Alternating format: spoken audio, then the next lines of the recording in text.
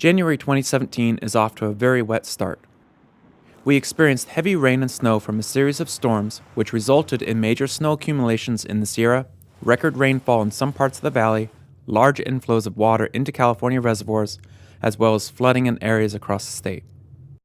Levee breaks on the Cosumnes and McCallamy rivers resulted in areas of flooding in southern Sacramento County.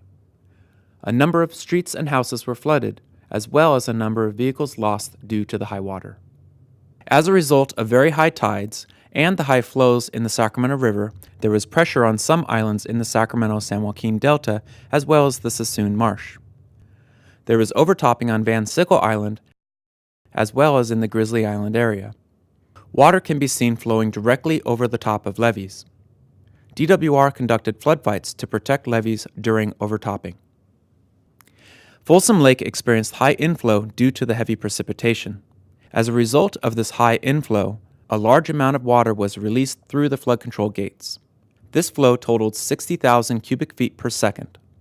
With this much water being released from Folsom and Nimbus dams, the American River Parkway experienced flooding. Areas along the river were closed to the public due to the high water event, including Discovery Park. The flood system in Northern California has been very active, with system weirs flowing into the overflow and bypasses. On Tuesday, January 10th, DWR opened the Sacramento Weir for the first time since 2006, allowing the water to flow out of the Sacramento River just north of downtown Sacramento and into the bypass system. 35 of the 48 gates were opened on the Sacramento Weir. This is the highest number of gates that have been opened since the 1997 event.